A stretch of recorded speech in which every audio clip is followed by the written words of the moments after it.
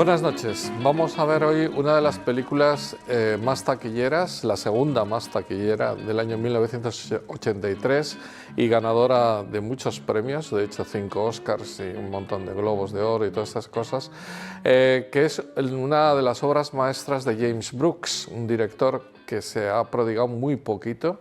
Son 6-7 películas las que ha hecho a lo largo de toda su vida y que tiene fama de ser una de las mejores películas que mezcla drama y humor, o un cierto humor con un drama de fondo, y de tener un grandísimo elenco de actores que produjo, y un excelente guión, que produjo una de las películas más entrañables de la década de los 80, que es La fuerza del cariño.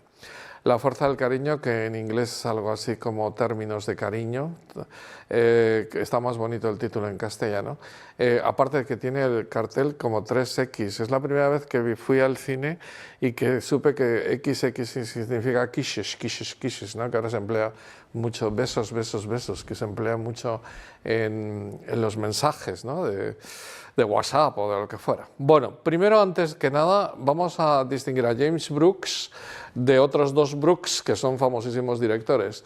James Brooks es distinto de Richard Brooks, que es el famoso director de La gata sobre el tejado de Zinc, y de Mel Brooks, el famoso director de El jovencito Frankenstein. Mel Brooks se dedica más a la comedia, más al drama Richard Brooks, y James Brooks es este que vamos a ver hoy y que se dedica menos ha hecho muchísimas menos películas. Los tres son de la costa este, los tres nacieron muy cerquita. Richard Brooks nació en Filadelfia, el que nos ocupa hoy en New Jersey, y Mel Brooks en Nueva York, o sea, casi en una distancia de 200 kilómetros, y todos ellos en esos estados tan intelectuales como son Pensilvania, New Jersey y New York.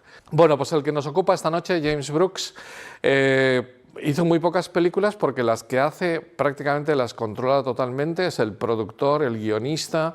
De hecho, los 5 Oscars que ganó esta película, 3 son suyos, porque era el productor, era el director y era el guionista.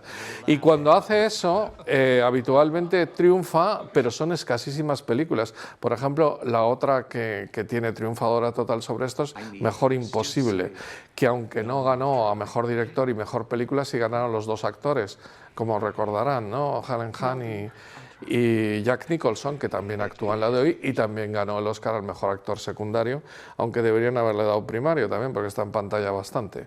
Bien, y Al filo de la noticia, que fue otra de sus películas más triunfadoras, que es la que sigue a esta, aunque por en medio siempre hay unos cuantos años.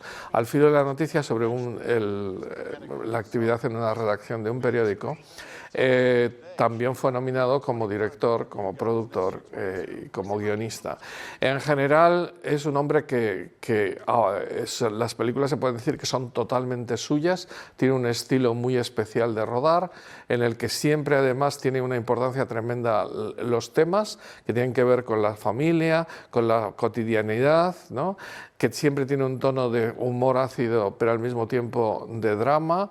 La película que hoy nos ocupa no es propiamente un melodrama, sino que durante un tiempo tiene su cierto humor y al final es un total drama, de tal manera que las características del melodrama no las coge tal cual.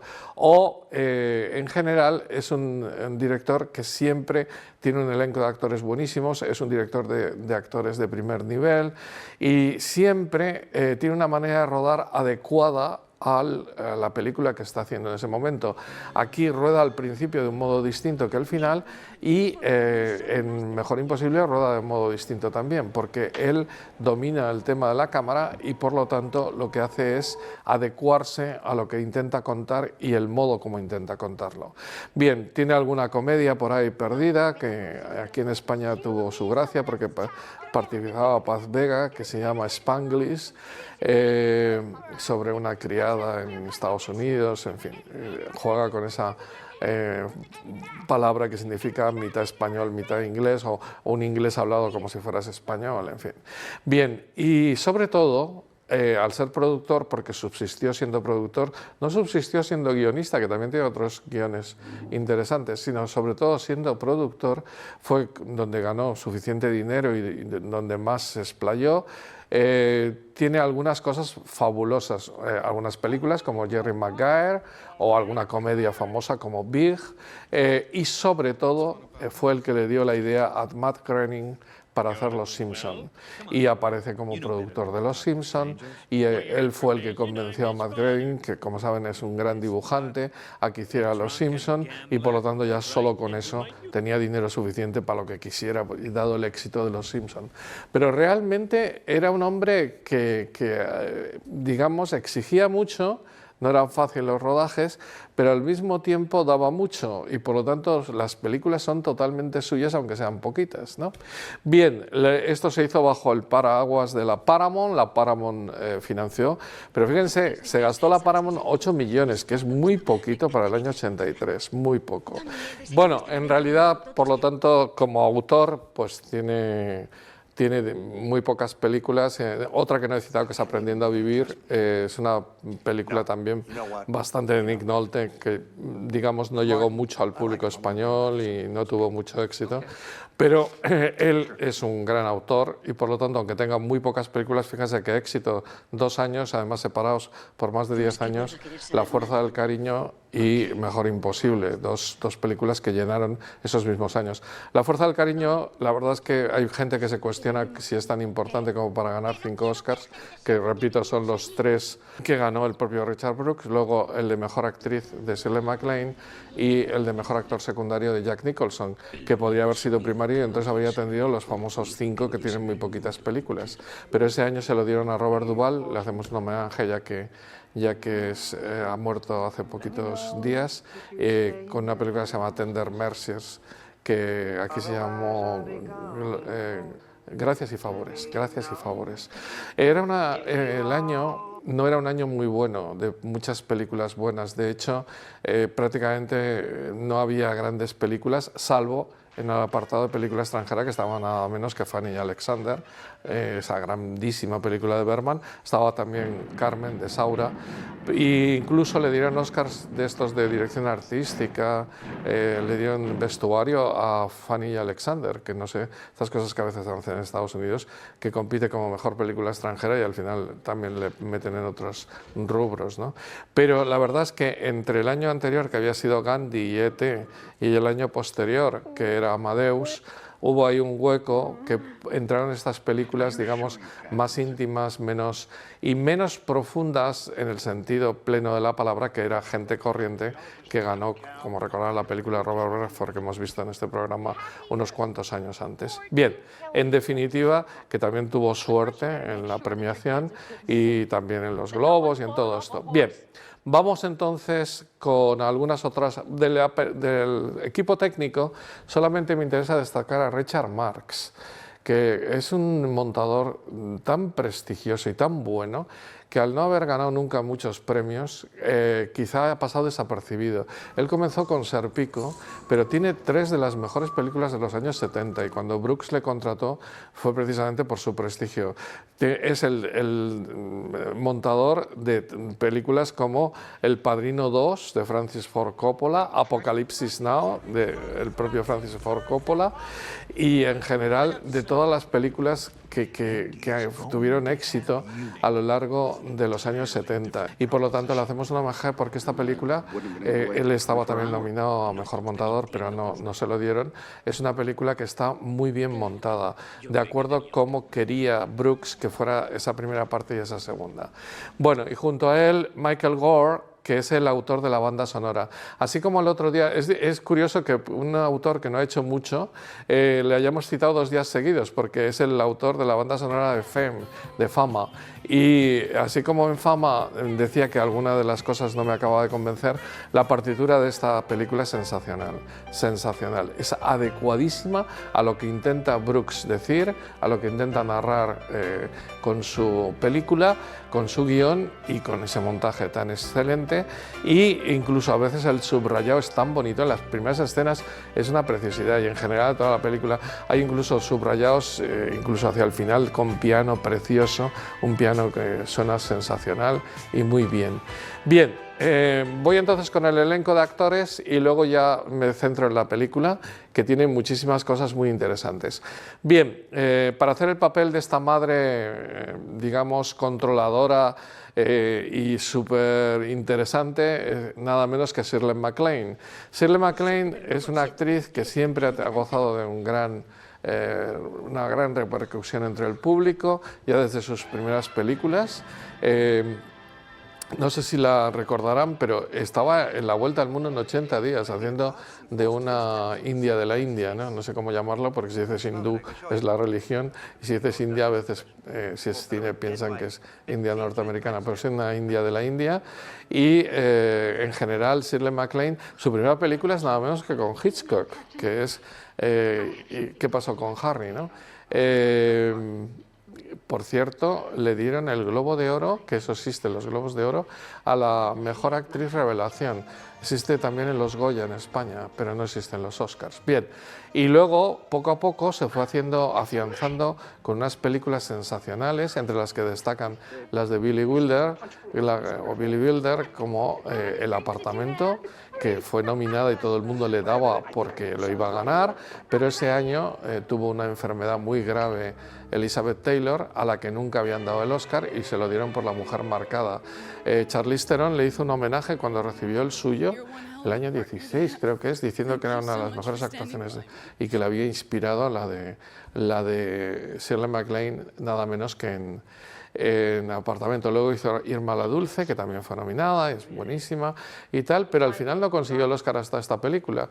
Por en medio tiene una crisis en los años 70 donde solamente tiene algunas películas como Dos mulas y una mujer con Clint Eastwood y alguna otra película por ahí perdida. A mí me encanta, unos años antes, también en La calumnia, me parece, esas de William Wyler, no de Wilder sino de Wyler, que con Audrey Hepburn, que es una actuación impresionante, y en general cuando está en personajes dramáticos, también fue nominada antes de las que he citado en una película que se llama Como un torrente, es una película dramática de Minelli. Como siempre a Minelli le vemos como el director de cine musical. El caso es que Shirley MacLaine es una auténtica maravilla, por ejemplo Magnolias de acero y otras muchas que hizo en los años 90 y 2000, la verdad es que es una actriz de carácter de primer nivel, tanto carácter que en general tuvo algunos problemas. Aquí parece que no se llevó muy bien con Debra Winger y en general es una persona, bueno, también ha tenido problemas con sus declaraciones, no es nada políticamente correcta y bueno, no voy a citar aquí, pero tiene algunas declaraciones gloriosas que han sido muy comentadas por la gente y por esto. Dando la réplica, nada menos que Debra Winger, que es una actriz que a mí me encanta, o sea, me parece una actriz de primerísimo nivel. Siempre en clase suelo decir que es la mejor actriz muriendo en el cine, porque no desvelo mucho, porque todo el mundo sabe que la mejor escena de esta película, y ha sido llevada a cantidad de programas y de todo, es la muerte de Debra Winger, de la hija, y cómo muere aquí de cáncer y cómo muere de cáncer en Tierras de Penumbra, en la famosa película de Richard Attenborough con Anthony Hopkins. Es impresionante, incluso he hecho ejercicios en clase para que la gente aprenda a actuar y aprenda a filmar esas muertes, de comparar ambas muertes, porque los dos directores lo hacen fenomenal, distinto, y ella además está sublime. Es más, incluso en esta película, cuando muere, no es que la maquillen para que parezca peor, sino que ella se maquilla para parecer mejor, porque tiene que recibir a sus hijos. La escena más famosa de esta película es cuando recibe a sus hijos, más que la propia muerte, que es unos segundos después o unos minutos después. Bien, pues Debra Winger es una actriz buenísima, que quizás se le ha sacado menos partido del que debiera.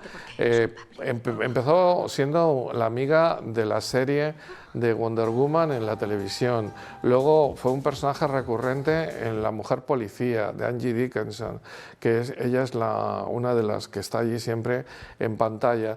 Pero cuando llega al cine con nada menos que Oficial y Caballero, se convierte en un referente, con Richard Gere, como saben, un referente del romanticismo.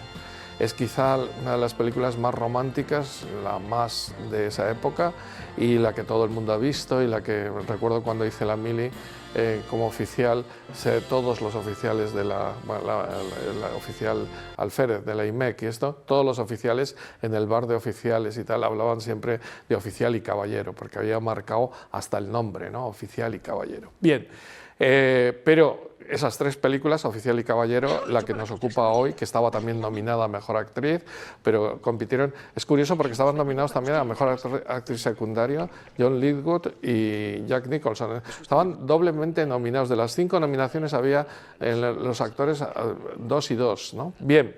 Y la otra película, que es Tierras de Penumbra, que ya la trajimos aquí hace años en un programa que se llamaba Cine y Fe, y que es una pasada, o sea, una película 10 total, o sea, una maravilla, la vida última de Jack Lewis, de C.S. Lewis, el autor de las Crónicas de Narnia. Bueno, pues Debra Winger es una pena que haya tenido menos oportunidades, tiene mal carácter, o más que mal carácter, es una persona que sabe, ella no se enfada porque le dejen un camerino más pequeño, porque no, sino porque realmente le dejen actuar de verdad, y a veces tiene problemas con los directores. Bette Davis, creo que es uno de los mejores, digamos, referentes, y que al mismo tiempo, muy importante lo que dice, Bette Davis dice que le recordaba a ella, porque tiene efectivamente un carácter que intenta, como Bette Davis, ser la actriz que tiene que ser, ¿no?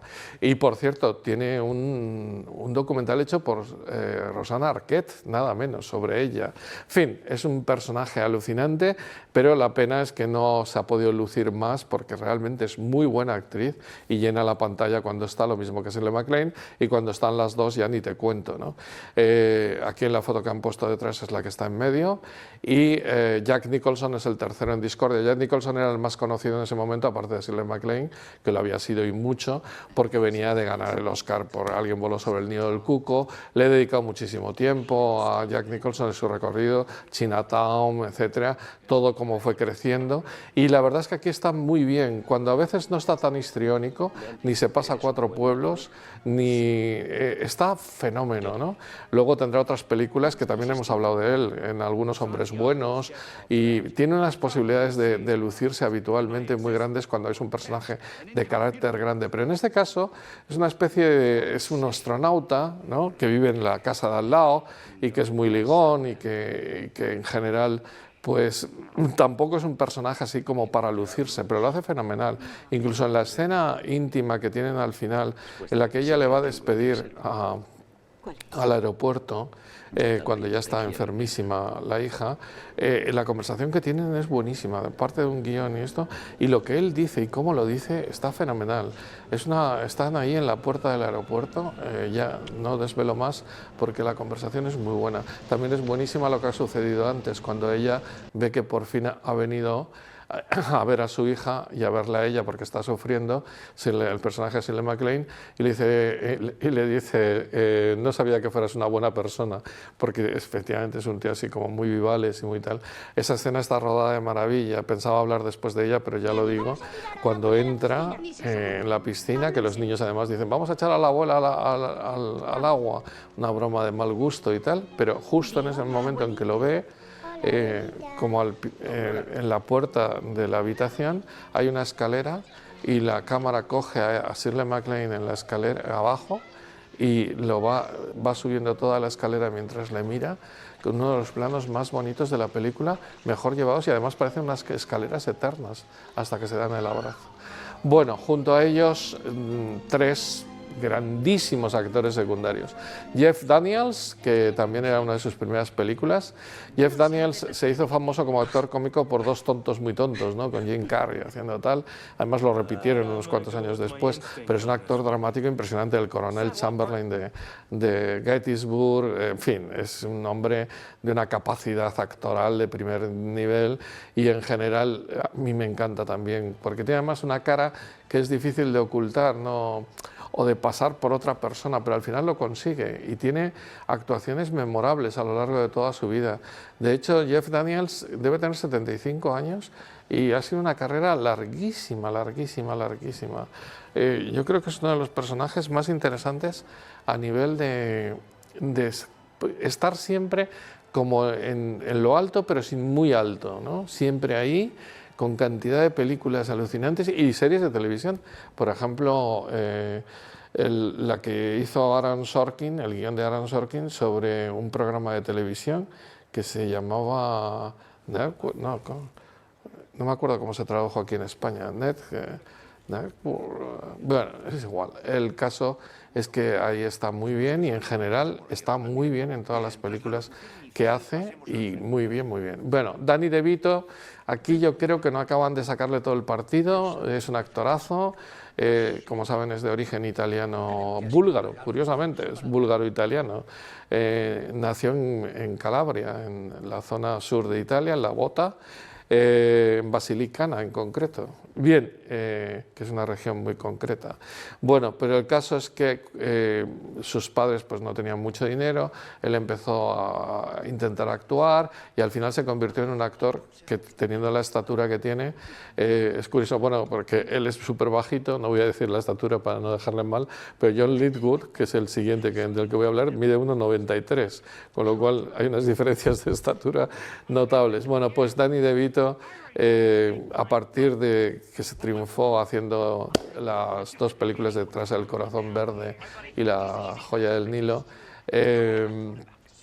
pues se convirtió en un actor resultón que podía estar al lado de otros grandes actores de la pareja protagonista, en ese caso Michael Douglas, de tal manera que podía, digamos que, pues eso, hacer réplicas simpáticas, un personaje que aparece por ahí, y luego me encanta cuando hace todo tipo de películas en las que ya se toma menos en serio los papeles, aparentemente porque se le da muy bien la comedia, y al dársele muy bien la comedia es un actor de comedia de primer nivel.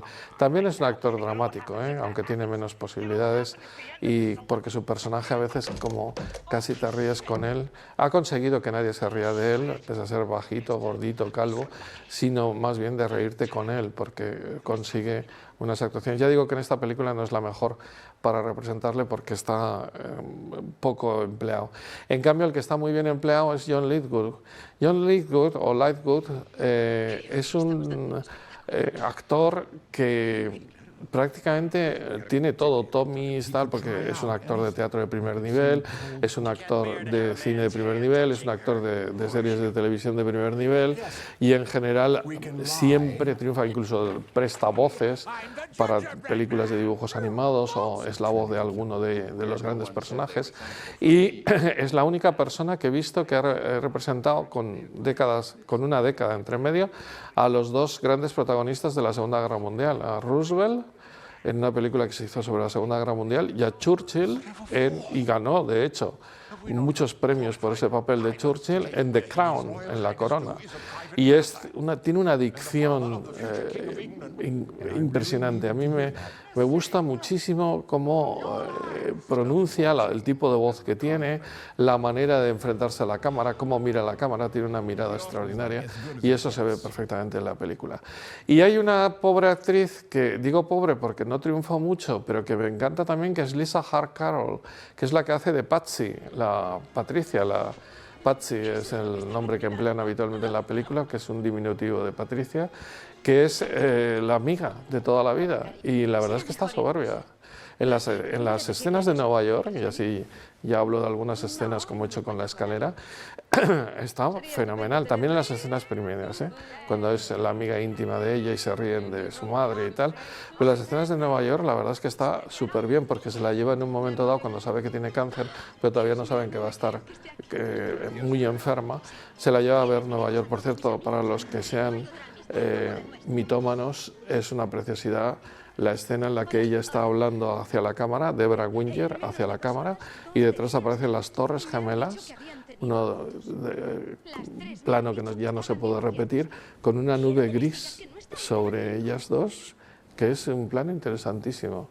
Bien, y pues ahí cuando está con las amigas en primeros planos, y bueno, todo eso le hace ser una actriz bastante buena, Lisa Hart Carroll, y luego, sin embargo, pues no la aprovecharon mucho, prácticamente alguna serie y alguna película de estas de bajo presupuesto.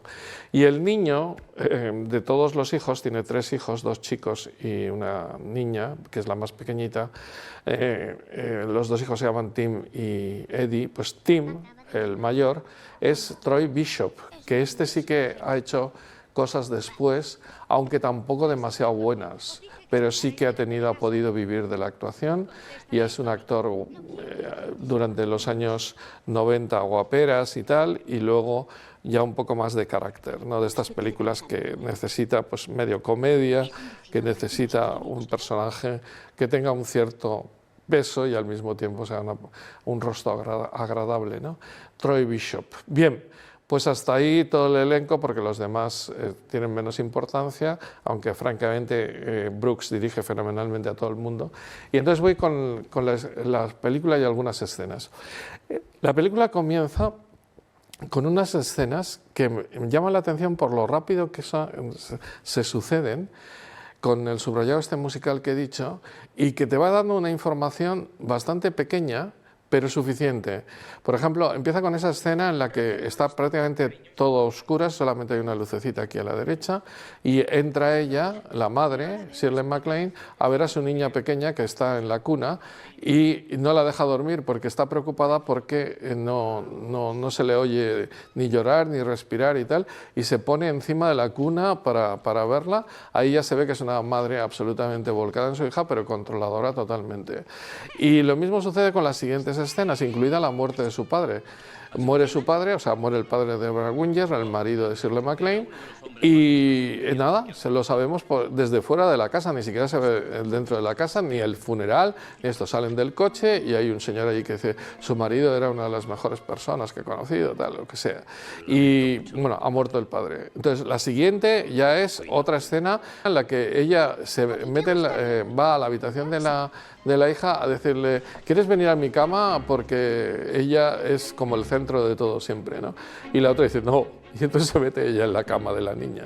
En definitiva, que es una persona un tanto, digamos, plasta, que está todo el día encima de ella y que además opina sobre todo lo que haga ella, absolutamente. Y como no le gusta el novio, pues acaba, que es Jeff Daniels, acaba sin ir a la boda. O sea, la única pariente que tiene así cercana, que es su madre, no va a la boda de Deborah Winger. Por cierto, me encanta cuando entran en la casa de él es un profesor de universidad, y es una casa llena de libros, por todas partes. De hecho, hace un comentario Deborah Winger diciendo, es curioso que hay gente que no lee nunca un libro y aquí hay para todos, ¿no? Bueno, porque eso es lo que es un profesor universitario. Él siempre está leyendo libros, está llena la casa de libros. Ahora que estamos en general perdiendo toda esta costumbre increíble que es tener una biblioteca súper buena, que es lo que todos los grandes catedráticos y los grandes profesores a los que conocí, tanto en Navarra como en Cambridge como en Perú y tal, tenían unas bibliotecas alucinantes y además desordenadas porque tenía un orden interno que ellos sabían dónde estaba, y ese canto a la libertad que te da leer y a la formación que te da el mundo de la lectura, y esa falsedad de que todo está en internet, al menos en los campos en los que yo me manejo, no, porque los libros son casi irrepetibles y es una maravilla. Bueno, pues eso, el homenaje aparece siempre, casi aparece siempre con un libro, hasta en la comida que luego citaré. Bueno, a lo que iba, que es que hablan por teléfono muchísimo, están continuamente tal, y la película va avanzando cada vez con planos más largos, cada vez con escenas más largas. Jeff Daniels y Deborah Winger tienen 3 hijos, como he dicho, pero él le engaña un montón de veces. Una de las pocas cosas que no me gusta de la película es la facilidad con la que tienen relaciones con otras parejas y otros tal, en fin, que tampoco para unos personajes tan sólidos a veces quedan como muy frívolos y muy poco, no sé, necesitaría un buen tiempo para explicar y citar una serie de escenas que quizá no vienen a cuento, pero porque quiero hablar del final, que me parece, la última media hora me parece fantástica, fantástica. Por cierto, la manera de rodar también es interesante.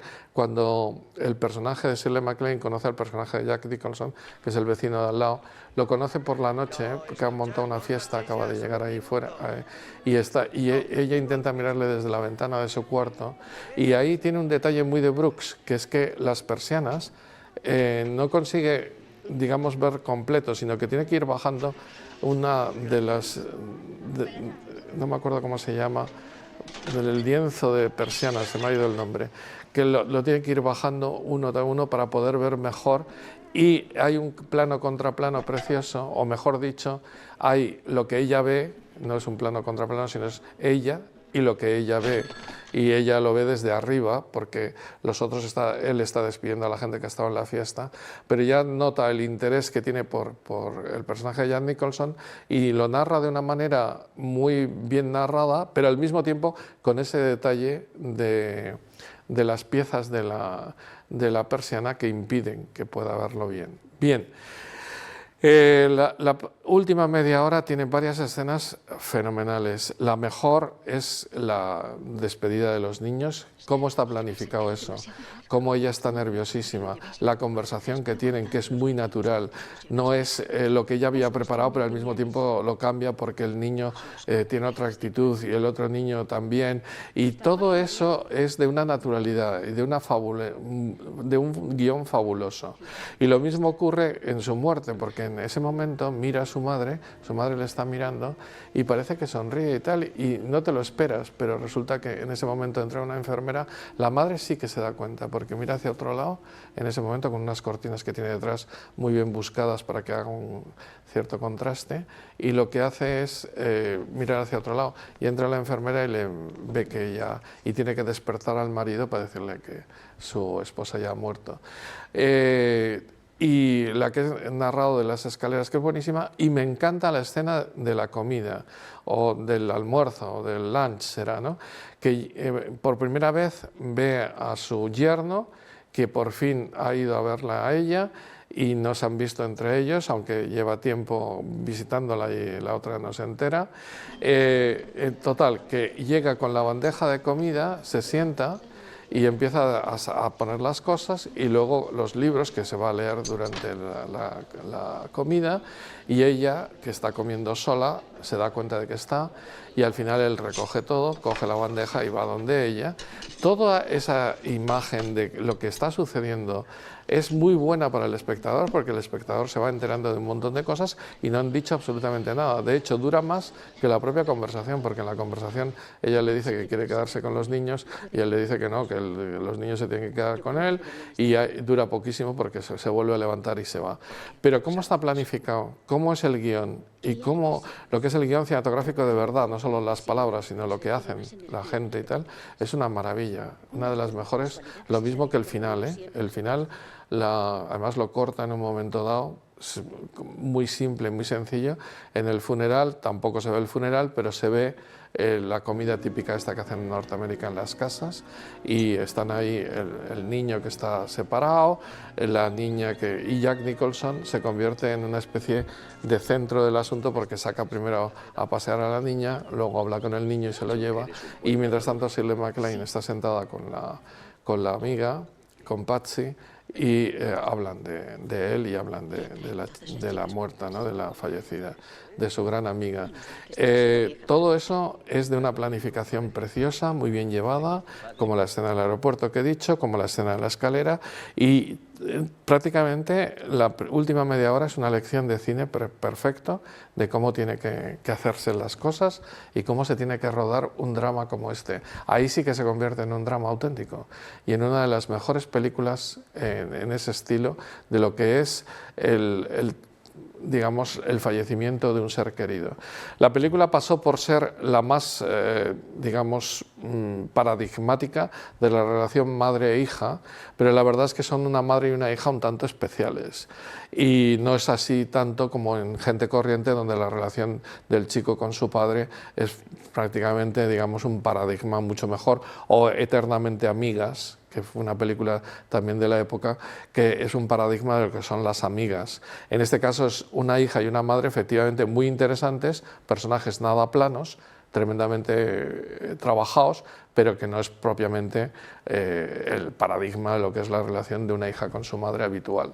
Bueno, pues desde todos esos puntos de vista, si ven la película, una actuación soberbia, una planificación extraordinaria, un montaje sensacional, una música subrayando todo sensacional, en una película que parece una comedia al principio y que se convierte en un drama sin llegar nunca a tocar los temas del melodrama, y por lo tanto es un paradigma, eso sí, del cambio del humor a el drama, que en lo que era especialista Richard Brooks, perdón, hasta yo me he confundido, ¿no? Porque Richard Brooks es el más conocido de todos estos directores, James Brooks, que además fue un director desaprovechado, digamos, porque cada película que hizo en serio, controlándola entera, fue un rey Midas, un auténtico genio.